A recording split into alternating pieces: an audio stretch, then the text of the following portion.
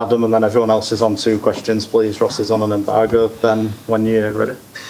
Good afternoon, Daniel. Can I start with a check on team news, specifically the 3Gs, Gruev, Gnonto, Gudmundsson? What can you tell us about where they are? Yes, Ilia, after his long-term injury right now, the second week of training together with the team, so he's edging closer and closer. Also some good news with Gudmundsson, Willy, Gnonto. As it stands, they will join us this afternoon also for the first time after their injuries in team training, and then we have to wait how their body reacts. Obviously, we just have 2 days more or less, but definitely good news. So as it stands, all players are available. It's probably the last time I'll speak to you before the transfer deadline. What can you tell us in terms of where you feel the club is at, and do you expect any more new arrivals? Good. We're in a good position. Very pleased with our window so far. Like I mentioned, so we will stay awake because the feeling is that we want to do also something more, and for that we're definitely in a good place. When you say something more, is that an attacking body, if possible? Don't want to speak too much about names or profiles anyhow, because it just puts the prices up anyhow when other teams or whatever clubs listen to it. But if you analyze our club, our team a bit, like also where we lost also a few players, and it's also relatively obvious where we would need a bit, but I don't want to comment and speak too much in public about it. I think last week you said cautiously optimistic. Is it the same? Are you more optimistic you'll get something? Cautiously optimistic. Just to finish on Brentford, because obviously both yourselves and them have started the season very well. Is it a different challenge going up against Brentford? Both of the clubs, obviously, as I say, you've done well at the start, but you come into this season settled, same manager, quite similar squads, and also finishing last season so well. Yes, for me, one of the most complicated tasks that you can have right now to play against Brentford, because Keith is doing a fantastic job there, and if you analyze not just their last season, but also what they've done in the last weeks, and it's more than impressive. Scored 6 goals in the cup. Win against Tottenham 3-0, but also missed penalties. It felt also a bit more like scoring 6 goals in this game was easily possible. Anyhow, there was a fantastic performance before in the preseason game, 7-0 against Frankfurt. Therefore 4 goals. Therefore 4 goals. So at the moment they are a bit like a bulldozer that is unstoppable. Anyhow, and we need to be at our very best in order to control these moments. Because in the last weeks, no other team was able to find a solution. How to stop them from scoring goals and winning games, and for that we are in a good mood, good position right now. It's like also in a good moment, and after 2 impressive wins, but they are the standout team so far, and we have to be at our very, very best to make sure that we have a chance also to win the points. Just staying with Brentford then, Daniel, they've had a really good summer, clearly, both on off the pitch. And it looks like their prime target, Juve, is there as well. How much stronger does it make them this summer than they were this time last year then? I think the most important topic is that they have consistency, more or less, like on the manager position is crucial. Like I mentioned, Keith is doing a fantastic job also in the way they want to play. Also, especially their players, they play right now together, and you see more or less like the confidence out of last season makes out of this team and out of each every individual player better player. They go with way more confidence also, like right now into the season. The offensive trio plays together since several months, and you see that the automatism, also like the understanding between them, is fantastic, and this helps a lot. And then if you then work on the little details, more or less, like to make sure that you get then the signings right, also with some quality and a very ambitious signings, then you have a good chance as a club to make the next steps. They have all chances to do so. I'm pretty sure they will play a very, very strong season, but we want to make sure that they don't take the points on Sunday. As much as I have to give them lots of credit and praise for what they've done and what they're doing, anyhow, we're still highly motivated also to have the better ending on Sunday. You've said it's been good news on the players that have been out for a little while, but realistically, how possible is it to involve Ilia? Yes, for Ilia, second week in training, but he has missed more or less 4 months without playing a game, so have to make a decision. So physically, he's edging closer and closer. He also looks good on the training pitch. Normally, after such a long time, you would give a player perhaps the first minutes more or less in the perhaps under 21 or in-house friendly or whatever. So, but he's an experienced player, and if I need him, then I would have no problems also to call him to the squad. We have right now, thank God, a situation where we don't have to rush it anyhow because all the 3 players are available, but each every day will help him. With Gabi and Willy, it's slightly different because they didn't miss so much. Obviously, Gabi was out a bit longer, but of course, on his position, there's even a bit more need to have a left-footed wing-back option, perhaps also back in the squad. But it all depends on how their body reacts. Also, right now, what I can see and spot in the next 2 days in training, and then we make some late decisions as soon as they're back in team training. Then every player is also capable to be picked, yes. Yeah, it's no secret now that Lucas Perri has been given permission to speak to Turia, and looks like Michael Zeta is in full flow in terms of coming here from Frankfurt. Are you able to sort of say anything about Michael? Quality, at least. No, not able to confirm the names because I'm working too long in football. There, no, it's really just you can speak about it once everything is done and everything is signed. And I'm just willing to do this once it's officially confirmed. But yeah, of course, I don't want to lie. So there will be some decisions on the goalkeeper position. Yes, it's correct that we have allowed Lucas Perri also to travel, and it's also correct that we are pretty close to bring someone in. But I just want to speak about this business once it's really confirmed and done, because sometimes in football strange things happen, and before not everything is signed, I'm not willing to comment on public. Just finally for me then, Johnny, it seems that you could make an argument to say that Leeds didn't do any more business, that it could be the strongest window that you've had since you've been here. Would that be fair? No, different windows, because it would be unfair to more or less compare this window with whatever the first window when I came in. So we had different possibilities. So you always have to work with what you've got. Obviously, we have grown as a club in the last 3 years and are in a much better position due to the fact that we are promoted back to the Premier League, due to the fact that we have worked very sustainable also in the last years, are in a way better financial situation in comparison to a bit more over than 3 years ago. So also with good piece of business, we have brought ourselves into this position. I think about our second summer transfer window when we earned more money than perhaps any other club in Western Europe, and we were still playing in the Championship. Anyhow, it was unbelievable work in the window, and it was important. Anyhow, it was also important for the club at this point also to earn lots of money, and for that would be unfair to compare it anyhow. But I'm pleased with our signings so far. But it's also important that we stay strong also in the final days. And yes, we want to improve this squad further on. And also, especially on a few positions, we definitely need also a few options. And for that, let's also speak and judge the window once it's definitely over. Thank you. Daniel, good to see you. 2 wins out of 2 against Premier League opponents, albeit the same one. What have those 2 results and performances said about where you are right now as a team? On 3 points, and in the next round in the cup, and this is the most important thing. But also not more. So we have not won the League Cup so far, the Carabao Cup. We have not achieved survival on Premier League level. Many more points to win.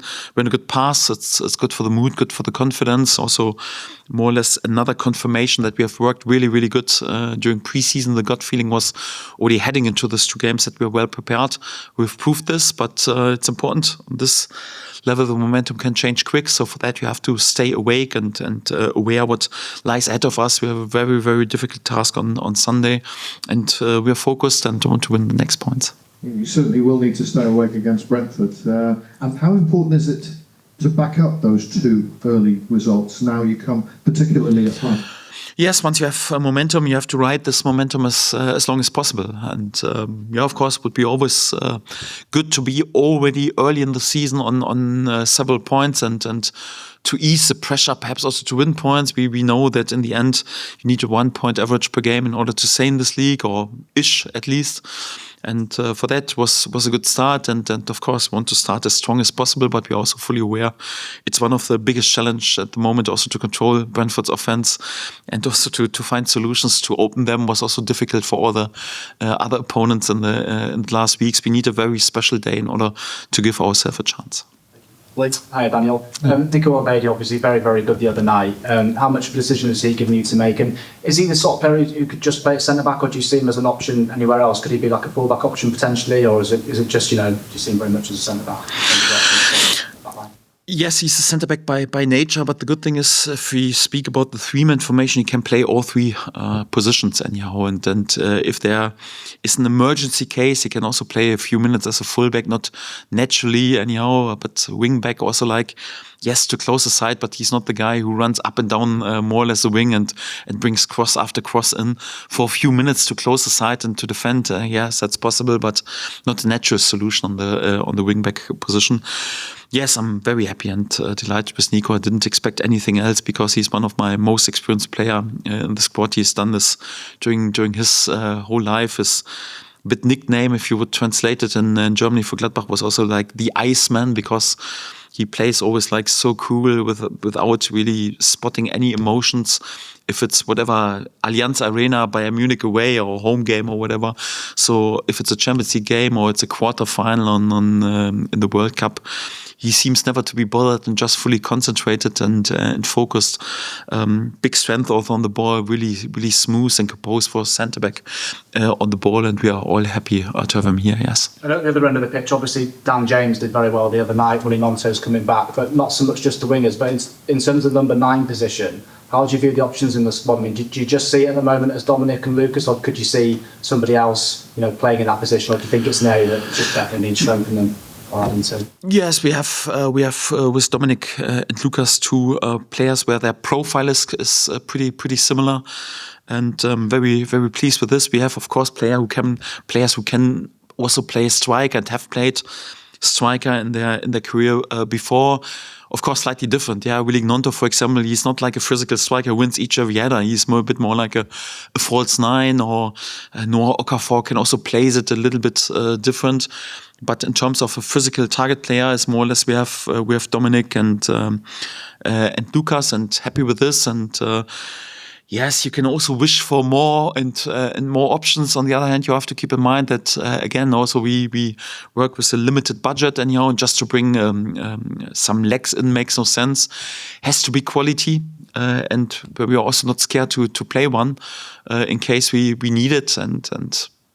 But if we're really honest, and speak also about the teams who play in Europe and have to play even more games, and you have a look at their squad, so very rarely you find a team who has more than really 2 physical central striker options if you just play with one striker. So Bayern Munich, they have Harry Kane. Yeah, that's it, more or less. Like, and this is more or less what you spot in many squads. So we have only 2 physical strikers, also players who can play this position. Yes, if there is also a solution more or less to bring someone in who is perhaps also slightly different in this position, we would never say in general no, because you're always looking for some options, but it's also very difficult because just a name or just a number makes no sense. It has to be quality and it has to be also competition. Thanks, sounds good luck Sunday. Thank you. Isaac. Hi, Daniel. Isaac. Seems like the new goalkeeper is going to come in, which is good news. We know you're very honest with the player when you speak to them about game time and where they perhaps sit. So in general, how tricky is it when you're speaking to a player to convince them to join when in certain positions, whether it be left back or striker, whatever, when you've got a third pick? How tricky is it in general to try and convince them to? Yes, of course. Every player wants to hear, come on, you come here and without any doubt you play each every game. You get the captain armband, and and you're the first on the team sheet. It makes it always a bit easier, but the reality is different. And for me, also with the experience, what the player needs is more or less open and honesty. And even when I speak with fee players, where it's a bit more likely, I also like to change. And I'm always a bit more realistic to pessimistic, and that the player will be surprised in a positive way, instead of just because you want to sign him, you promise him this and that, and the sky is always blue and the sun is shining and everything is great, and you take all the free kicks and the penalties and you get the captain armband, and then the reality is different. Makes no sense anyhow, because we like to be honest with our signings, and of course, if a goalkeeper knows, okay, we have just signed James Trafford for a record fee for this club, then it's also pretty likely that James plays. But it's professional football, and it's always like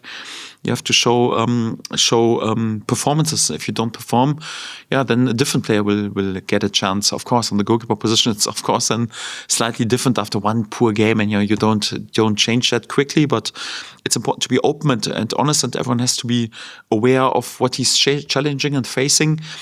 And what has improved is definitely also like our reputation with players, also the work that we've done in the last years, the status that we currently have, also like the reputation that we have to be honest, to be solid, to be hopefully then also with a great future again for this club, is way better than a few years ago when there were always doubts anyhow. So we're in a way better position as a club, and this makes also the conversations a bit easier. You've said before that you've never had a transfer window where you get all your targets. That's very clear.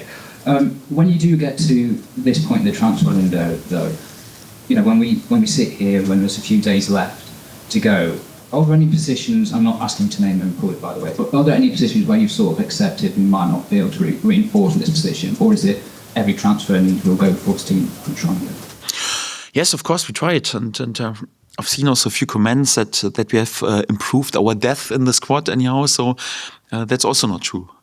We have lost two goalkeepers with Ilia Gruev and Karl Darlow have brought one goalkeeper in. So at the moment we have one goalkeeper less in comparison to last season, and that's also absolutely fine, because Alex Cairns has also stepped up a lot, and we can promote some young goalkeepers. But the truth is we have one senior goalkeeper less in comparison to the last season, and also our new signings were pretty picked. There's also a fact we have replaced Pascal Struik, who played more or less each every game for us, with Tarek Moremovic one-on-one, and we have replaced then also important squad player like Sebastian Bonneau with Nico Elvedi, and we've replaced in the offense, for example, Joel Pirot with Harry Wilson. Anyhow, but it's more or less like we have replaced more or less important players for us, really one-on-one. We have, for example, also lost Sam Byram as a left wing-back option, haven't replaced him right now. So you can have the opinion that our signings have improved the quality, if you want. But I'm also there after 2 games. I'm carefully to judge it, because we have played a really good last season. And the early signs are very promising, and I like our signings a lot. But it's up to them to show really with consistency that we then, after a long season, can speak about, okay, we've really improved our quality. So I'm not willing to sing the high praises before. And in terms of numbers and depth, the truth is we have one goalkeeper less and one outfield player less in comparison to last season. So I wouldn't be too carried away. Anyhow, I like our window so far, and all the signings are for me also spot on, and the early signs are promising.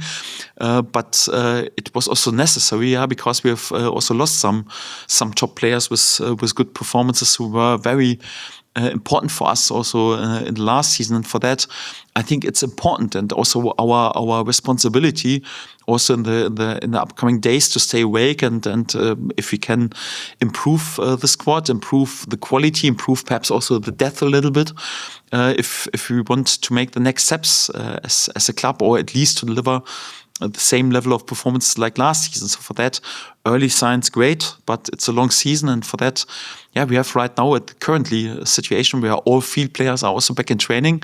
For that, not an urgency and emergency situation, But I'm also sure, so when it's getting colder and the games are coming thick and fast, it won't always be the case that you have no suspensions, no bookings, no injuries. And, and for that, I think it's our responsibility also in the last days to stay on it. Yeah. Hi, Daniel. You've made 4 pretty high-profile signings, all of whom would have had options to go somewhere else, I'm sure. And I've heard and read at least 2 or 3 of them talking about being sold the club by yourself and by the chairman in conversations. They've mentioned presentations. I wonder, without giving away state secrets, what do those presentations look like when you're trying to sell a new signing on Leeds United? I mean, do they actually involve PowerPoints and computer screens, or is it a verbal thing? What's the process without going too in-depth and giving away your secrets? Yes, our recruitment team is doing a good job, but also there, honesty is important and also hard work. It makes no sense just to paint some nice colors and to have a perfect presentation, and there's no substance in it anyhow. So you have to be prepared. What it is, open and honest, also what we are as a club and what we're all about. We're definitely, the wrong choice if you want to have a easy, calm life as a player anyhow. So you work here for a club where it's in each every game. It's about more or less like giving your life to represent the shirt. And if you think about just your individual career and just about yourself, it's also the wrong club. So we speak very open about it, that every player who signed for this club has also to sign for our mantra, more or less like sight before self. And this is what several players that we have signed like a lot and were sold to it. Yeah, and if you're not sold, then you don't sign. And we want to be open and honest. And on the other hand, also to be well prepared, because every club who wants to sign a player, and we had also our players, there was some interest in them, but it's more like for them was to get the feeling who means it really in an open and honest way. And my gut feeling is also like, if I just tell them this will be easy and the sun is always shining, the sky is blue, players are not sold. I also speak about the challenges and what will be then challenging for them and also be difficult and what they have to overcome in order to be important, more or less, for us.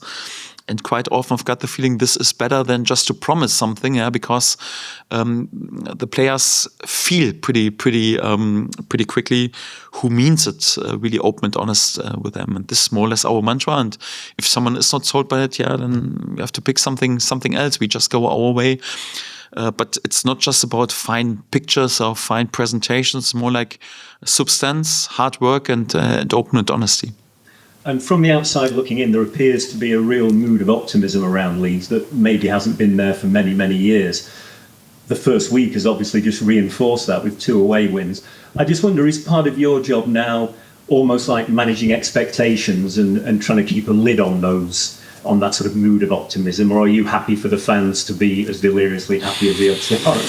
Yeah, it's my part of my job from the first day I walked into this job, because we have an unbelievable emotional and passionate fan base and a huge fan base, and our fans are second to none on this level. And it's if you want to be successful as a manager, Leeds United, you have to be able to handle this and also manage also the expectations a little bit. But I don't want to change one piece. And this club has suffered so long, and our fan base had difficult years, and I would even say decades, and we have suffered so long and waited for such a moment also very, very long, and for that they should fly a bit and should be perhaps even a bit overexcited and dream big and go with full optimism into it. I just have to make sure that it doesn't affect too much about what we work and how we can judge it realistically, and that we, the key people also within the club, can judge the situation realistically. But our supporters, our fans, I don't want to change one bit at the moment. They deserve it. Stuart? And Danny, we spoke to Nico on Tuesday, and he was talking about how the number of German speakers you have at the club has just helped him to settle in. I presume Tariq falls into the same category, having played in Austria. Harry's obviously got the Welsh connection. I just wonder how much these sort of things come into your thinking in recruitment, and do they become more important when you're signing a player after pre-season? No, definitely not German speaking, because I don't allow anyone to speak German in the dressing room. If I can't avoid it always, if whatever an Austrian guy sits together with a German guy and they are just under themselves, it's also okay and allowed perhaps to speak a few words, but as soon as someone is there who doesn't speak German, then just English. But I would do the same with the French guys or Spanish guys or Netherlands guys, more or less, like because we are in an English club, and for that we also speak English. It's important that everyone can take part in the conversation, doesn't feel excluded. So it's also important for the new signings, more or less, like that they learn also with the Yorkshire accent pretty quickly and can handle it. Because it's slightly different in comparison to Oxford English, I would say. So for that, it's also quite important. So I insist that we speak a lot about it. I know. So sometimes when we have Irish or Scottish guys, also a bit difficult anyhow. But you have to get used to it. And for that, I insist this. For me, it's important that also the new signings, most of them are really on a really good level in terms of English. You can have more or less an interview with nearly all of them. So it's important for us also like to insist that it's important they learn and speak it in the best possible way, because if you can't communicate, then it's also difficult to be integrated. It's of course a part that we take also like into consideration once we sign a player, if it's perhaps easy for him to settle in because his English is already really well, and this is also why the homegrown market is always the first look for us. Sometimes they're quite often overpriced, if I'm honest, but it's always our first look. It's of course different if you go for a player who doesn't speak English at all, and then you have to consider that probably it lasts a bit longer till everything is settled. But yes, perhaps also like for Nico, anyhow, it was a bit easier when he spoke to Noah Okafor in his Switzer Dutch, anyhow, so a bit like to get a few information. But right now, but I've also seen him right now in our canteen with our English and Welsh lads talking together, so it's quite easy. And obviously the chemistry of the dressing room has been a real strength of this squad. Does that allow you to take a bit more of a gamble with transfers if something comes up in the next couple of days, or is it the other way around? You have to be very protective of not doing anything that would stop that? Both. We are pretty picky of who we want to bring in. On the other hand, if the core bones and the values are really good, then you can say, even one bad apple anyhow wouldn't do this. But why would we be motivated to bring a bad apple in? So you want top characters anyhow, and for that, it's if you got the feeling so the character of a player is not the right one anyhow, then he can be outstanding in each every other aspect anyhow, but. On the mid and long term, it's always the same. If you have good squad and good people to work with and a good group, and then you can be successful. If you have just more or less like a group of individuals who are not the nicest persons anyhow, and it's also difficult to be successful in the end, because you have a team sport anyhow, and team sport relies on that you have good habits within the team. Perhaps being a bad person, you can be in an individual sport perhaps even successful, but in team sport on the mid and long term it never works. So for that, we're not searching for bad apples, we're just searching for characters who fit into our dressing room. Ethan Ampadu's had another great start to the season and got himself into good positions on the edge of the box in midweek. I just wondered if that's something you're actively encouraging him to add to his game this season. First part, totally agree. I think he's outstanding so far and was always a dominating midfielder on the pitch in each every game. Also, when I take the midfielders of the opponent into it, not just in these 2 games against Nottingham, but also in pre-season. So I spoke about how much I value him and how much he is, for me, probably our most important player. I think Ethan is fantastic, outstanding, and deserves all the praise. Second part, I don't agree. I don't encourage him at all, because he will never be a goal scorer anyhow, and his strikes look a bit more like whatever American football anyhow, when you have to put the ball over this bar anyhow. Normally it always, when he tries to strike a ball anyhow, normally the ball is flying pretty long. I encourage him to improve his technique, and we're working on it. But once he's close to the box, I always hope that he passes the ball anyhow and doesn't go for attempt to score a goal, because sometimes there is a player who's not the most dangerous one. I think he scored a goal last season out of 6-yard box, rebound after a set piece. Yes, and in Peterborough he scored a brace anyhow. So probably in 10 years' time he can end his career in Peterborough, but I don't think there will be many places where he scored a brace. That's for sure in the future. We're going to move on to the embargo section. If we can turn cameras off, please.